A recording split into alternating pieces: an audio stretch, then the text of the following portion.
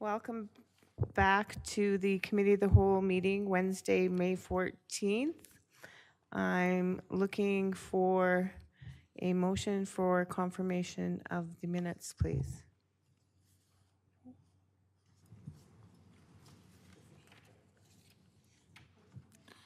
Thank you, Your Worship. I'd like to move that Council adopt the April 9th, 2025 Committee of the Whole meeting minutes as presented in Attachment 1.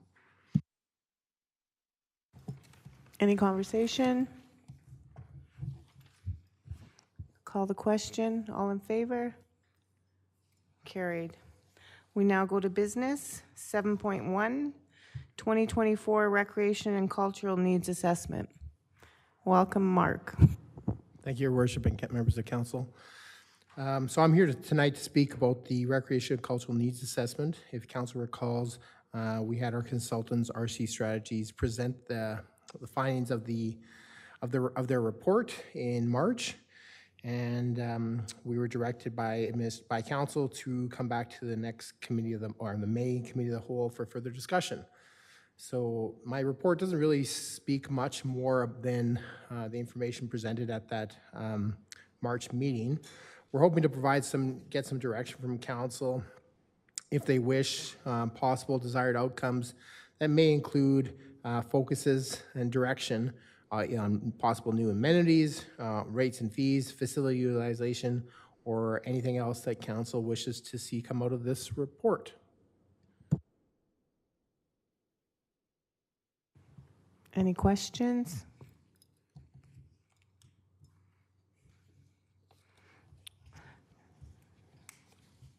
Seeing none. Oh, Councillor Lang saw you, not the mic. Thank you. Thank you, Your Worship. I am looking for one, when I'm reading through the report, I'm looking for maybe a little bit of clarification, because there seem to be kind of two lists of priorities, and I'm not sure how they fit together. So there's the final list of priorities presented, and I have it in front of me, and I'm never going to be able to find it as quickly as I want. Here on page 90, where there's kind of a list of 25 prioritized items. But then there's also recommendations for the separate facilities that, for example, it says that we should be thinking about our arena, because it's at 93% utilization, we might want to be considering a new arena. However, the new arena does not show up on the list of the 25 priorities. So I'm a bit confused over, is it there? Sorry, it is 18 on the list of priorities. So I'm having trouble understanding how that priority list is. Is the arena actually 18 on that list, or is it higher? How did that prioritization work? Through the chair, I'll try to do my best to understand a little bit of the rationale of why things were highlighted into those three categories of high, medium, or low priorities. Based on the information provided. Can you reference pages that you're on? I believe it's page 90. Claudette, could you pull it up, please? That's of the assessment here. Claudette's just pulling it up as we speak. The information that put together those priorities was gathered through household surveys, interviews with community groups such as hockey, such as ringette, soccer, etc. Then more focus groups. That was emails to those groups. Then more of a focus group with those various groups, and through that. And that was where this came from. Page 90, please, if you can, Claudette. Oh, okay, maybe it's not 97. Well, 90 on mine here.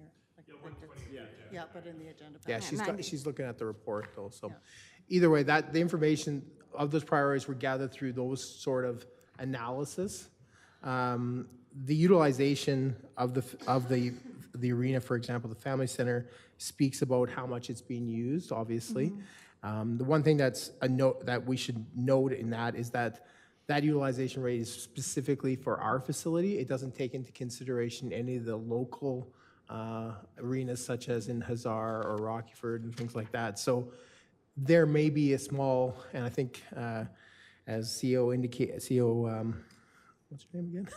CEO Scoble indicated in our conversations with some of the user groups, they have been able to secure additional times at those local regional arenas that do support their needs. Could they do have more time? For sure. I think there's a growth that would come with a new arena. However, I think the prioritization matrix that you see above here does kind of speak to feedback heard from the community through those three channels, if that makes sense. Yeah, that makes sense. That helps me understand better. Thank you.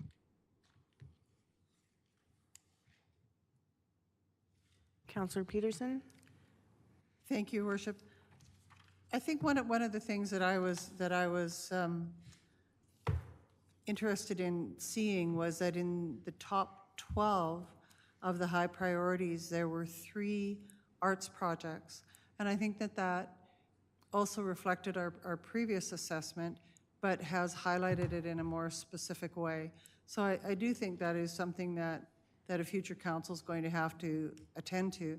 And in saying that, this report speaks to the need for an upcoming council to deal with this in terms of infrastructure prioritization through looking at a holistic process moving forward. So the municipal development plan, the upgraded land use bylaws, and being able to incorporate a plan with this much detail into those in terms of being able to set up infrastructure prioritization, I think is going to be really useful. So I am appreciative of that. I think it's really necessary that we keep it on our awareness lists going into the future, and a new council will have ample opportunity to be able to use this in terms of everything that's listed here, including some of the very good demographic information, which is an update to what we've had in the past. So I think it's going to be a useful document. The one thing that I would hope is that our communications department would be able to sift through it and be able to do a report to community to sort of compress the extensive amount of information that's in here and be able to bring it to community in a shortened version for those that don't want to read the very lengthy document. But I appreciate your work, Mark, and all your people too that participated. Thank you. Any additional conversation for Mark? Questions? Council Montgomery. Thank you. So during my time on council, we've actually seen, similar results to this before, like kind of where it talks about like people in the community have made it, clear, or at least, apparent that, this list of priorities, it's very similar to ones we've seen in the past where, kind of like recreation, what people really appreciate about, or want to see recreation-wise is a lot of times, spontaneous or unorganized, kind of recreation, but then also culture. There's kind of, I would say, a recognized need for culture and for culture spaces within the community. But what I've seen happen a lot of times though, or what I've seen happen is that focus can tend to stray into kind of the big dollar projects like new arenas and kind of things like that. And so we end up kind of like skipping over a whole chunk of the list basically to kind of, pick something that is where there is, like really hundreds of people in the community that would want a new arena, of course, but there's thousands of people that are not in one organized group that, want all these other things. And so I am really hopeful that as we proceed forward that we will actually kind of focus on trying to improve or even, supply or create, the things that are identified as high priorities. Thank you. Councillor Langmaid. Thank you, Your Worship. Echoing Councillor Montgomery, I agree that we have seen these outcomes in all other reports before, specifically around arts and culture and outdoor spaces, that I see those echoed in every community satisfaction survey that we complete. We see those same themes coming through again and again. And I recognize that sometimes sometimes we have to wait for the appropriate opportunity to come to address these sort of capital programs and things that need capital input. But what I'm wondering is, in terms of when we're considering our budgets in the years coming forward, we have that matrix where we decide the priority of projects based on many different inputs. And I'm wondering how, or if there might be an opportunity to somehow weight this into it to help balance that prioritization a little bit, so that the input we're hearing from the community that we're seeing in these high priority lists also has some input into the budget outcomes we're seeing in terms of rankings. Does that make sense? Excuse me, through the chair. I believe, Councilor Langmaid, I think what you're asking is that somehow we focus or are able to utilize this data into help us shaping us or help us looking at our matrix. I think definitely it highlights some of the existing priorities in our existing capital projects, and that we can, hey, these are ones that we should be targeting and make sure that they're potentially increased or ranked a little bit higher. I think the goal from us is as I think as one of the councilors indicated, now that we're in the process of adopting a new MDP that can look at some of these things, that's the considerations for the planning and development department to start to look at some of these highlighted and high priority items and start to develop a plan so that if we can incorporate them into future developments or into our future budgets, so that we can recognize that and meet the needs of the community. Thank you, and I think that will be really important, because what I hear back from the community is we consult and we get the report, and the report gives us really great information, and then the community can sometimes feel that there's a drop-off after that, not recognizing that sometimes it's that we're looking for that opportunity. We're waiting for the updated MDP. We're waiting for some municipal reserve land to open up so that we can plan a project. There's things that take more time than I think we all maybe wish that they did, than they did. But being able to, incorporate this into the budget to see that, as we're looking at our 10-year capital plan, maybe there is something in there for performing arts or for an art or for a makerspace or something like that, so that we can demonstrate to the community, yes, we've completed this project, we've completed this plan, and here's how we're going to implement it going forward. Because I think that's when I've talked to people, that seems to be the missing piece is, okay, what do we do with this information that we've collected now? Thank you. Any additional questions for Mark? Councilor Peterson. Do we have any opportunity, Mark, to add to this or to ask for additional information relevant to this? And the question I have is that I noticed, I don't think Christ the Redeemer was under the organizations, and while that's one very large school division that's a part of our group, my reason for asking the question goes beyond that. I noted that there was a homeschooling group that was on the list of survey participants and the meeting participants, and that there was also a Strathmore homeschool group. In addition to that, there are multiple groups now who are doing digital learning. So whether it's the Learning Academy with Golden Hills School Division or St. Paul Learning Academy with Christ the Redeemer, Calgary Catholic and Calgary Public Schools who have home learners in this community. I think, from a very rough estimate, if I were to think about my understanding of this group of young people who are not in what we would consider to be publicly funded or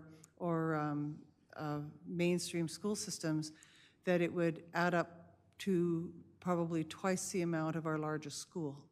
And that's a very large number of youth in our community that could be accessing the hours of these buildings out of scope. So my question is there opportunity to gather that data, to know that, to be able to input it into future decision-making that councils will have to address. Excuse me, through the chair, Councilor Peterson, I would have to speak with our consultants about adding new data to this report. I do recall, actually, I recall there's about 155 or 160 different community groups that we attempted to contact. I thought Christ the Redeemer was on there, but maybe I might be mistaken. So I would have to speak with them in terms of adding additional community groups to that group and to see how that may impact the results. Ultimately, obviously some of these groups do not, may not, their physical address may not be here, but their households may have participated anyways. So there still could have been some response by those individuals, regardless of whether they were for a school board or a homeschool. Any additional questions or conversations? Thank you, Mark. We now move to 7.2, debt management policy number 1821, please.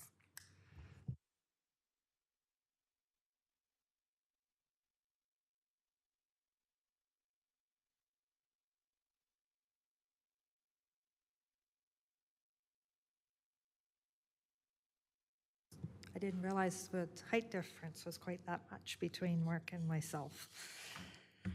So, good evening, Your Worship and Council. I'd like to start off by thanking each one of you for your diligence in ensuring that we continue to follow our strategic plan. This debt management policy will help develop guidelines for budget and taxation. The debt management policy will aid Council to ensure that we are providing stable and predictable tax rates, manage debt limits, and plan for sustainable growth. Administration has undertaken a review of the policy and compared it with the recommendations by the Government Financial Officers Association, which I'll reference later as GFOA, and so I don't have to fumble over so many words, and the best practices of other municipalities. Managing the town's debt contributes to its financial sustainability and its flexibility.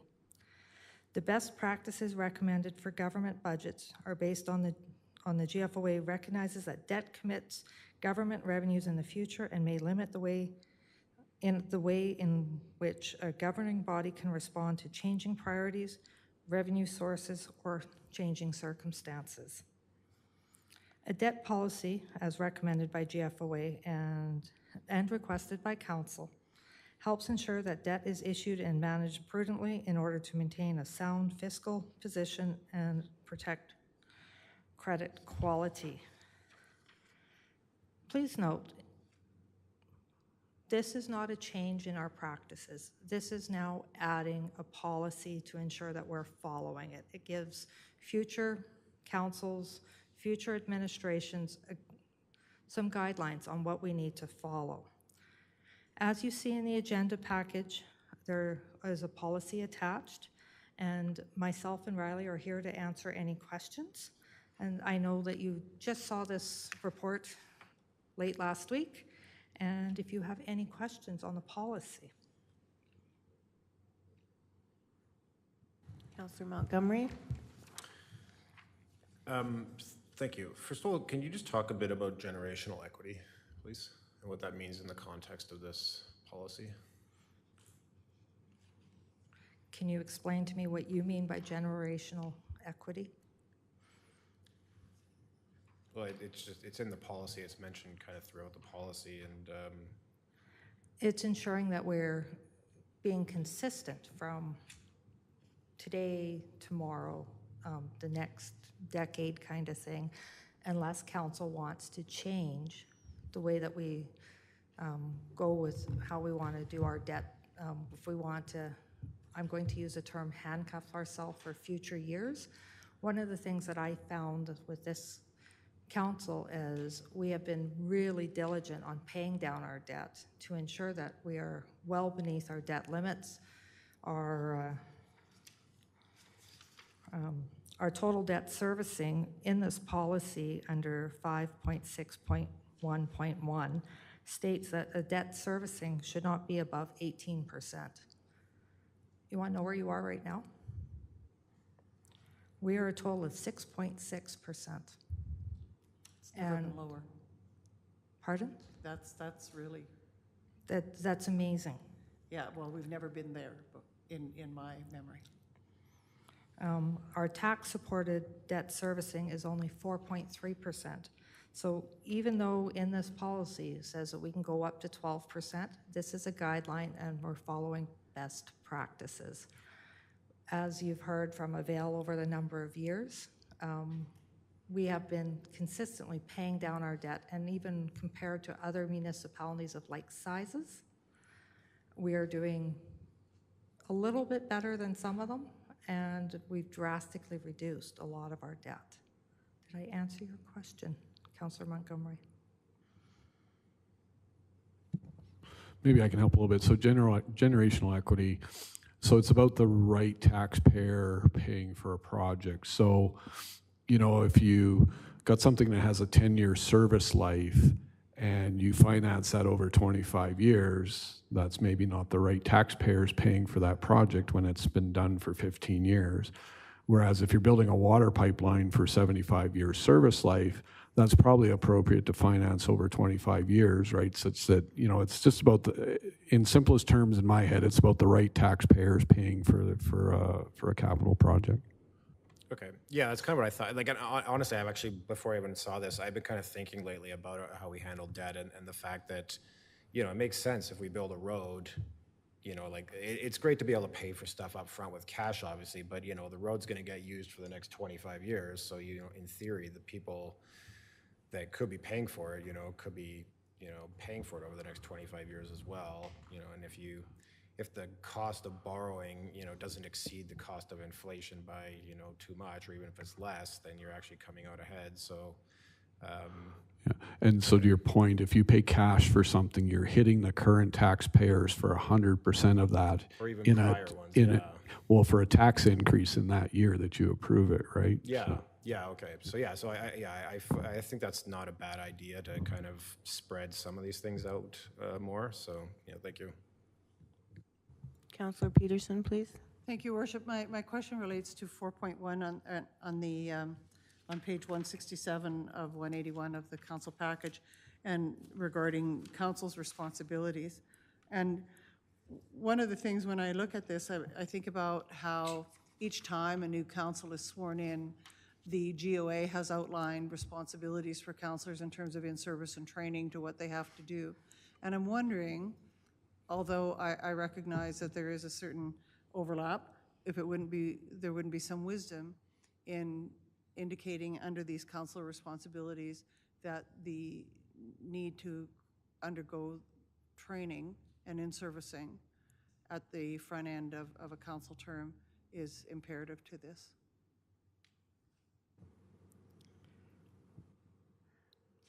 I'm going to say that I believe that within your council orientation, your package for learning everything, you have hundreds of policies, procedures, and everything thrown at you in a very quick time. If you've been on council for more than a term, it gets a little bit easier. I'm not sure that being here in a policy stating that they need to have training would be the right approach, but this is your policy as well. We can add this if you'd like. I probably need. I'm willing to think about it for a while. I think that it is critical that council have in-servicing relevant to this. If it is covered off in the council training in an adequate fashion, because that certainly isn't necessarily been the case. And so I think that this council has been more strategic than councils in the past in terms of the in-servicing that this administration has offered.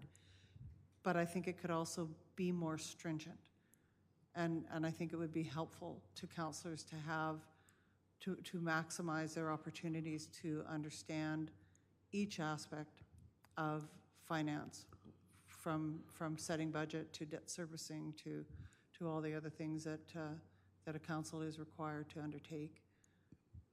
If I might, so we will have a finance component in the orientation program. But I think, I'm sure any council member sitting there could say when you're a new councilor and doing orientation, you're drinking from a fire hose with everything we throw at you.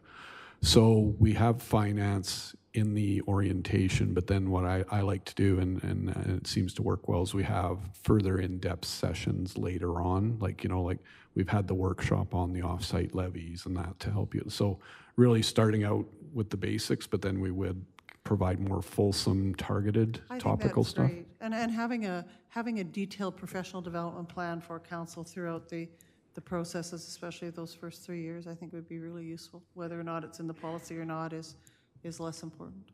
But thank you for your input. I appreciate it. Kara, did you want to say something? I just wanted to echo what CEO Scobel said and actually what Councillor Peterson was referring to. So you may recall when you went through your orientation, we did have a detailed program.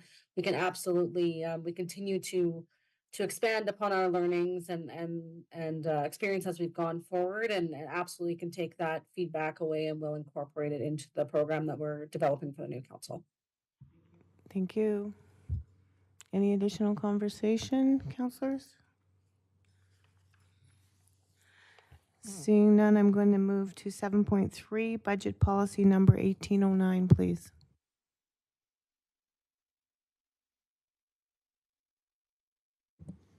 Next set, I just have to pick up the next set of papers here.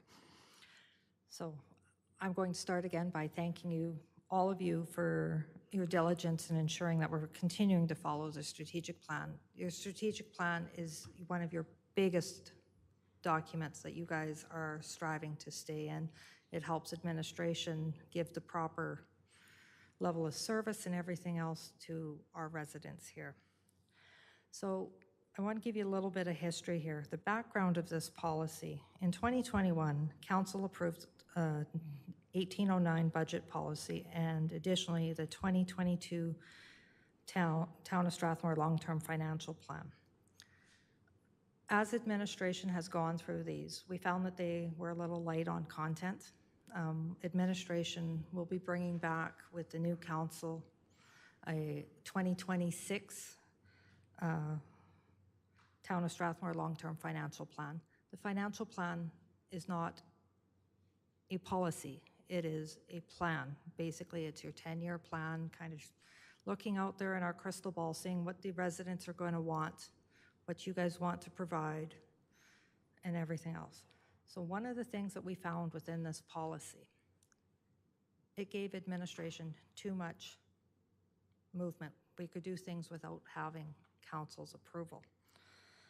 So, as you know, council is the only one, are the only ones that are permitted to deliberate and adopt budgets. Administration has no rights on that. Administration can always allow the CAO, through the CAO bylaw, certain privileges to be able to direct administration. But what this administration is doing, is wanting to do with council, is bring all budget amendments basically back to council. This is your budget. So what we've done is this new policy, it provides a framework for council and administration to arrive at a budget procedure that recognizes the MGA requirements and the long-term financial goals and departments' master plans. This update to the policy recognizes that budgets are estimates made in advance for a period in which they apply, and that amendments are necessary to changing circumstances. I know myself and the team have been in front of you multiple times this year with budget amendments. And so basically, with this update in this policy, it removes the ability of administration to make budget amendments without prior approval of council. So you all have seen the policy in your council package. And if you have any questions, Riley and I are here to answer any of the questions that you may have. I know you guys normally like red line when we make changes to policies, but because we had so many changes in formatting, when I tried to do this, it was really, really ugly. And if before I bring it back, or administration brings it back, I can do a red line version, but it will be very, very difficult to read. So if anybody has any questions? Counselor Wiley? Thank you. I have a comment and then a question. These two policies back to back, these are the type of good, sound financial, fiscal governance that it's probably not going to be in the news. It's probably not going to be on social media, but they're just solid policies for which I'm going to be very happy to support. My question is about this budget policy. Am I correct that it allows up to a 3-to-1 ratio of non-resident to residential tax? Currently in this policy, that is what it says. This is where council can make a decision where they want to go only 1.5, where that's the provincial average between res and non-res. According to the MGA, you can go up to 5 times for non-res to res. So this is where we'd be kind of looking for council's direction. If they would like to only stay at 2, we can go to 3. And I'm correct in saying we're pretty near a 1-to-1 ratio currently. No, we're at 1.46. 1.46? I believe, Bradley? Pardon? 1.49. Oh, 1.49. So right on the provincial average. So the legislation allows up to, did you just say a 5-to-1 ratio? That is correct. That's yes. incredible. Like, in my opinion, that seems like it's penalizing business investment. So I was wondering if we could word it something more like this. Just bear with me, and then the rest of council can weigh in, but something like council shall aim to maintain the ratio as close to parity as possible, but shall not exceed, like I would say more like a 2-to-1 ratio or a 1.5-to-1 ratio without, and then I would say it just like this, without a formal resolution and explanation. So if I could just repeat that again for council, it's that council shall aim to maintain the ratio as close to parity as possible and shall not exceed a 1.5-to-1 without a formal resolution and explanation. I can certainly email that out to the rest of the council, but this obviously is not, we're not making amendments tonight. I'm just looking at, I think a 3-to-1 ratio seems very high to me and not business friendly. Counselor Montgomery, please. Yeah, I agree with Counselor Wiley. I would rather we make it like a bit more moderate, let's say, in the policy, and then with room to change it in the future, obviously, with, you know, kind of proper discussion, I would say. I just have a question about the budget adjustments that would now require council approval. Can you give an example of like minor budget adjustments that would now require council approval? So say the water reservoir, we approved for 2025, $5.3 million off the top of my head. If, say, the tenders all come in and it's 5.4, in the previous budget policy, administration could make amendment, or could shuffle money between projects up to 200,000. So what we're saying now is we would come back, ask for more money, and being fiscally responsible, administration may potentially bring back another capital project that is either going to come under budget or is going to be canceled, instead of always coming back saying we need additional money for every one of our projects. Part of the challenge is when we turn around and make amendments to budget dollars, when we do our capital program, say that we're going to go $30,000 over, say, for our snowplow truck. We funded that through grants. If we're now going to just say that we're going to fund with a transfer from reserves without coming back to council, or we try and do it through another grant. If that grant, or that project is not eligible for a grant, that's where we get stuck. Because then when we go and try and submit for our expenditures, that will get declined from the province. So before we bring projects to you, we ensure that they would meet the requirements of that grant. Okay. Yeah, so I just want to say, I actually, I think there's some really good controls in this policy that,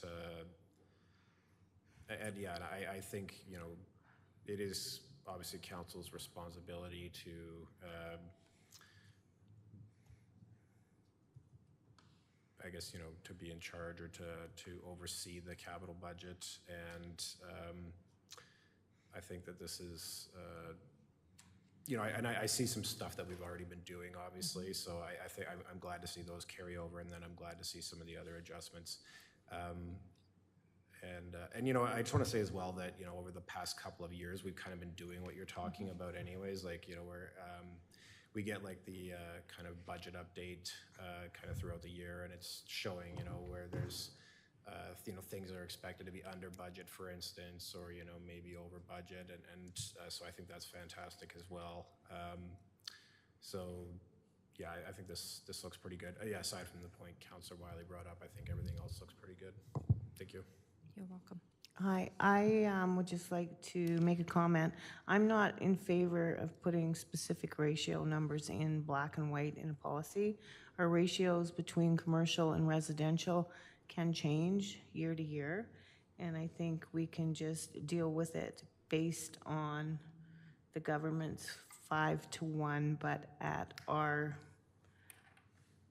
approval. I don't want to put specific numbers in the policy. That makes sense? Okay, thank you. Councillor Peterson. I'm looking forward to seeing Councillor Wiley's suggestion, and I think there's probably opportunity to, you know, whether or not, you know, depending on how it's written, seeking parities, I think, really important. And so, but the other thing is also that we need to make sure that we can meet our requirements, our budgetary requirements. So I'm really open to seeing Councillor Wiley's proposal. The other thing I was wondering, and would there ever be, I know it's minor, but necessity to put in the things that we have been doing in terms of taxation exemptions and incentives to senior citizens, to disability exemptions, and to nonprofits? Would there ever be a need to put that into this policy? Those are things we already do, as Councillor Montgomery pointed out, but I don't know if they actually need to be here. Are you meaning like a taxation exemption? Well, we do that already, correct, with seniors? And we have done it in the past with disabilities. And we've also, not-for-profits as well, thank you, yeah. So I don't know, it's just a consideration. I don't need an answer tonight, Liana, but Where I don't know. believe you're coming from is where our assessments are. It is in the assessment portion, Yes. yeah.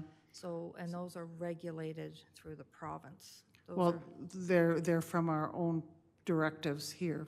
Those came from council as directives.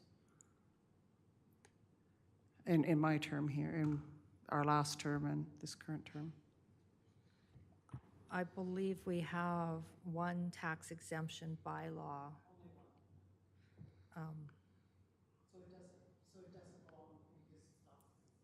Not at this point. Councillor Wiley, please. Just for the rest of council, I did send out the suggested, so hopefully for administration, I mean, depending on how this conversation goes, I'd send it to you, and then we could at least add it for discussion to when this comes before us as a motion. But it goes like this, if you guys want to open it up. It says, council shall aim to maintain the tax ratio for non-residential to residential as close to parity as possible. So that's the goal.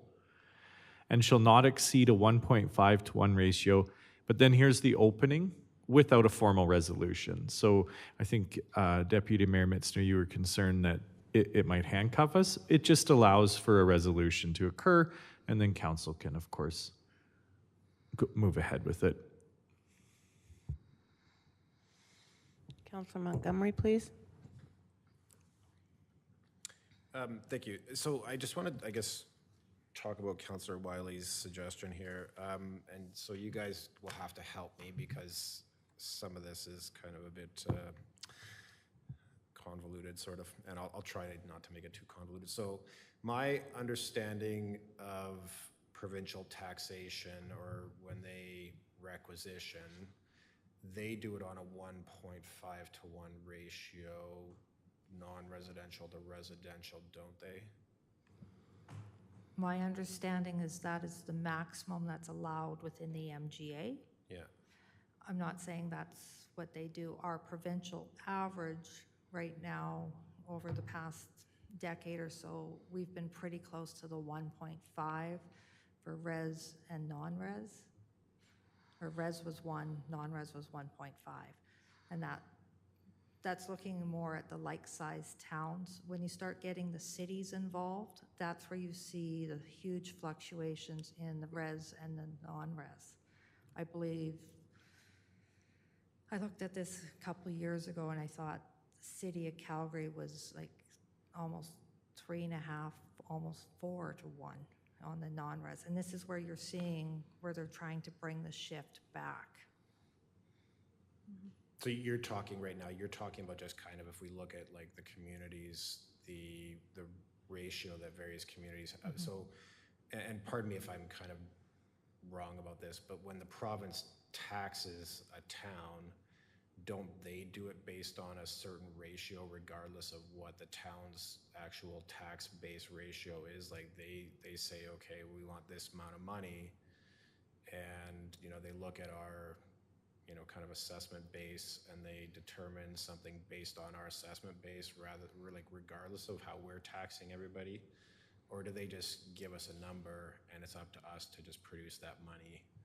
Because I, like in my first term, they talked about how residential was essentially subsidizing non-residential, and you know, I tried to wrap my head around kind of what they were saying, and it sounded like the province was taking money based on a certain ratio, and because we weren't matching that same ratio, our residential ended up subsidizing the non-residential in the community as far as the province pulling money.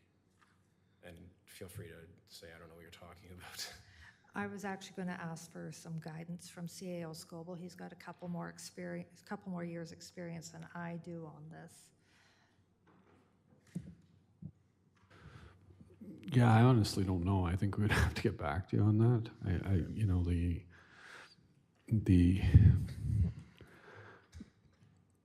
I don't want to give incorrect. We'll take that away and come back to you on that. Yeah, I'm doing a bad job explaining it, so, but thank you very much. Councillor Langmaid. Thank you, Worship. Yeah, I'm also looking forward to considering Councillor Wiley's amendment. I think it can be maybe simplified a little bit.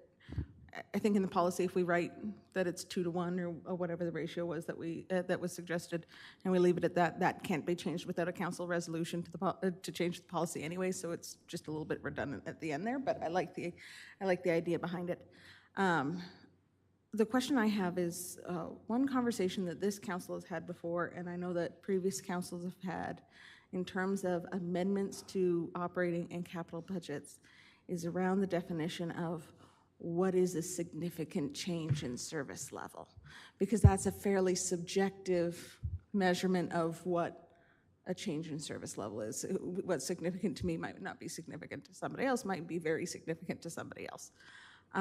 So what kind of guideline are we using to determine what a significant change is? As I'm part of finance, I'm going to probably go more on the financial dollars. I'm not going to say over 3%, 5%. Best practice is an awful lot of this. I'm not going to give anybody advice, well, you're going to be $500 over, we're going back for a budget amendment. That's kind of futile because we know we're going to be under in other areas. You kind of have to weigh the pluses and minuses on maybe on the department or the cost center, knowing that this cost center, I'm going to pick on roads, was $2 million for 2025. We know that they're going to come in at $2.6 million. Yes, that's significant. In a dollar figure, that's $600,000. That's 30% increase. Well, that definitely would be significant for me. I would definitely be back in front of council. But if it was only $30,000 out of a $2 million budget, that may not trigger to come back to council because this line item might be $30,000 higher, but they may have another line item that's under in an operating budget. Okay, that makes sense.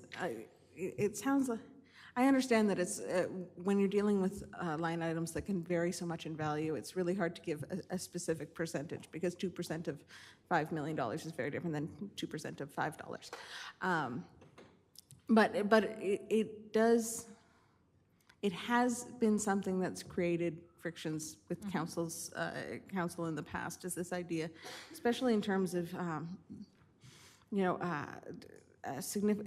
we're talking about capital budgets, there was, I recall a discussion about a sign, that we had approved some money for a sign, and then the budget changed and the type of sign changed, and then there was some discussion around whether that was a significant change to the capital budget that was significant enough to come back to council, and it's just something that I recall being a sticking point, is this idea of people don't necessarily agree on what a significant change in service level is when we're talking about these amendments. And if the approach to this and the answer is that we kind of have to take it from a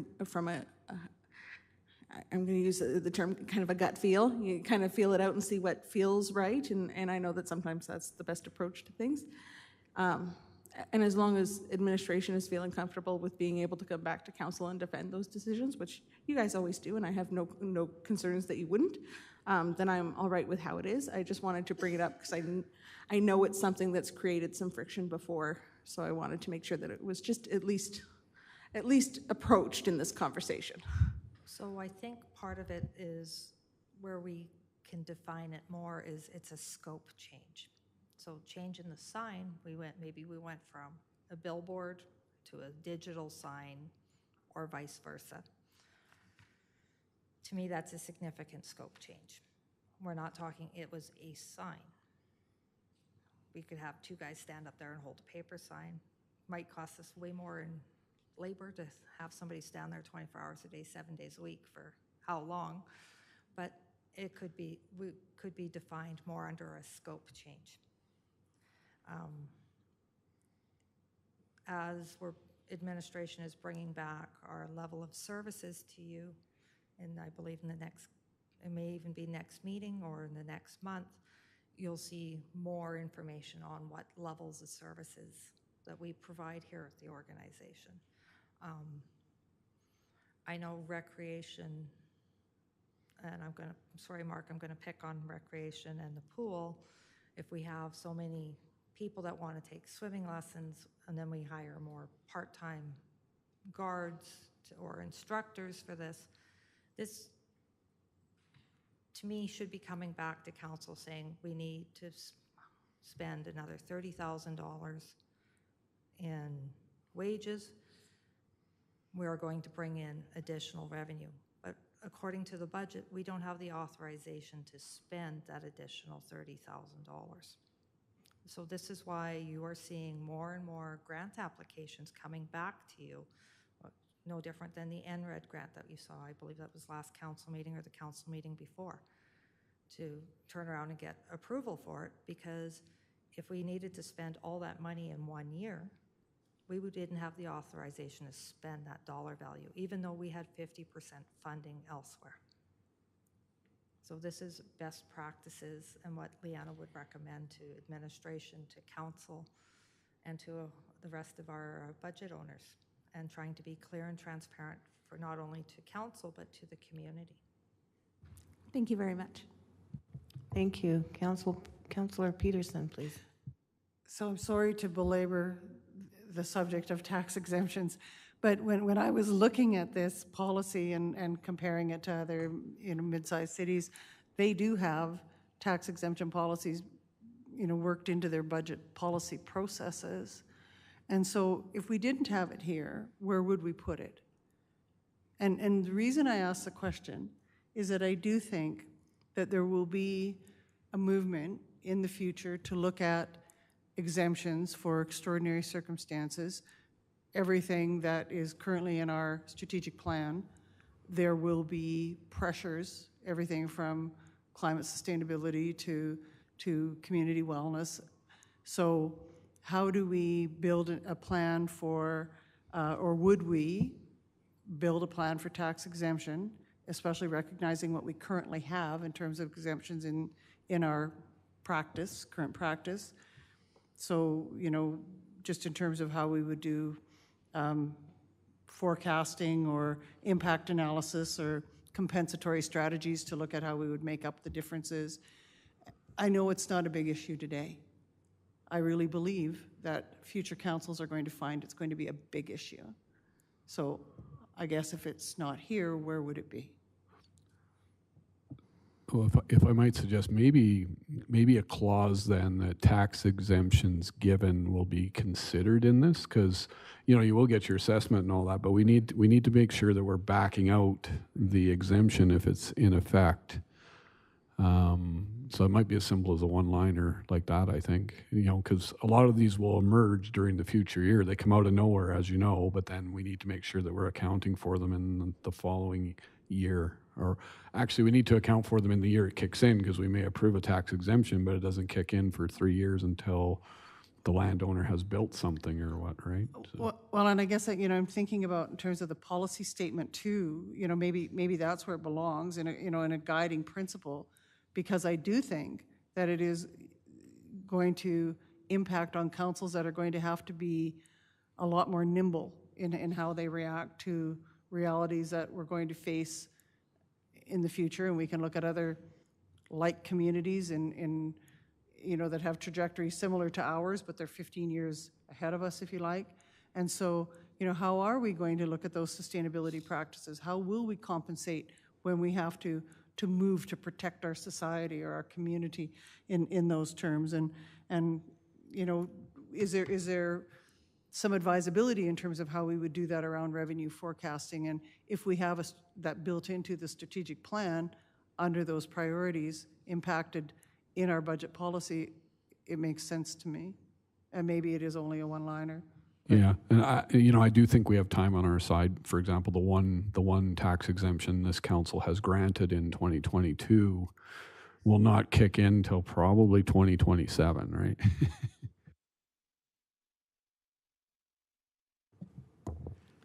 Any additional questions or conversations on budget policy number 1809? Seeing none, thank you so much. Oh, Jason, sorry. That's okay. So I think I've kind of figured out what I was talking about before. So I looked it up, and so the provincial government sets uniform provincial mill rates for education and property taxes. And so for 25-26, so residential or farmland is $2.72 per $1,000 of equalized assessment, and then non-residential is $4 per $1,000.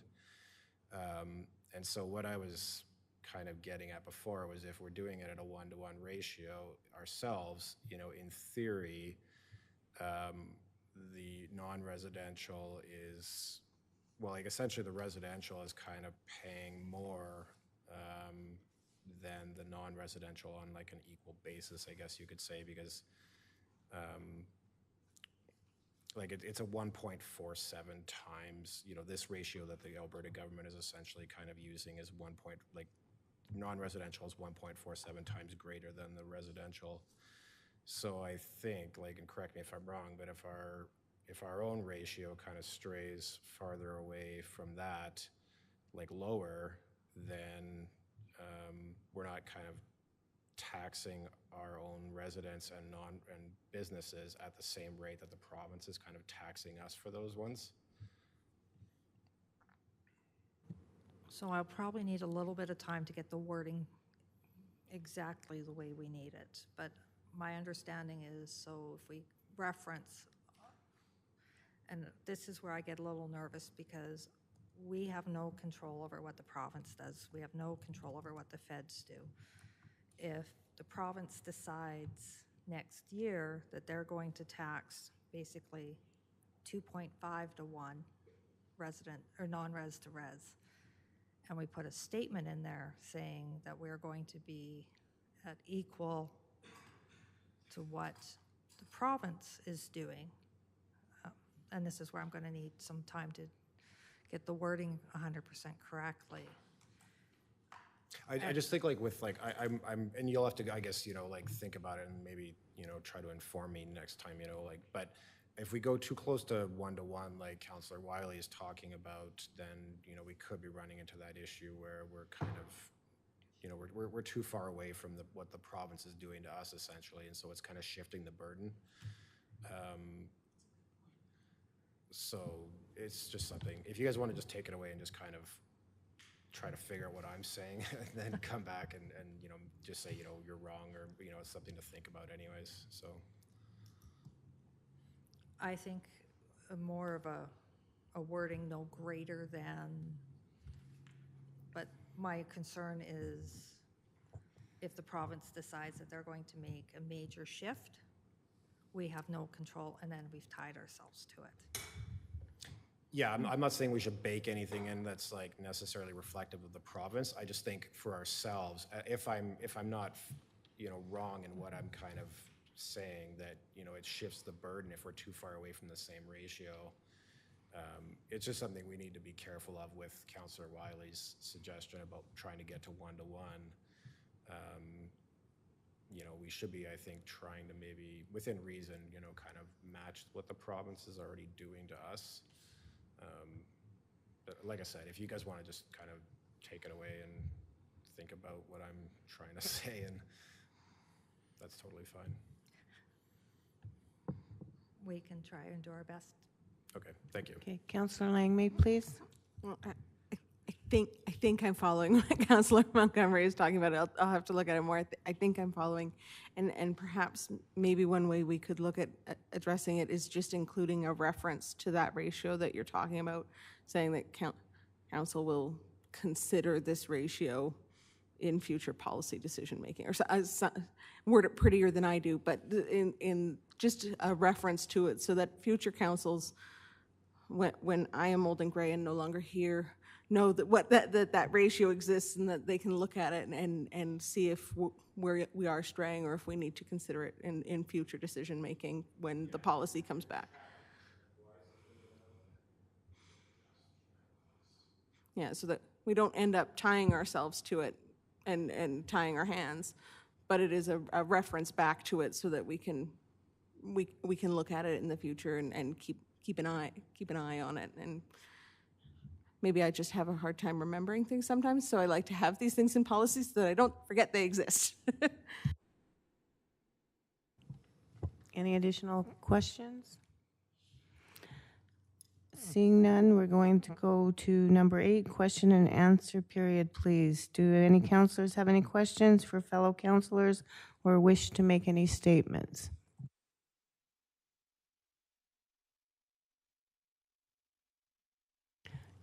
Seeing none, I'm going to adjourn the meeting, May 14th, Committee of the Whole meeting at 8:06.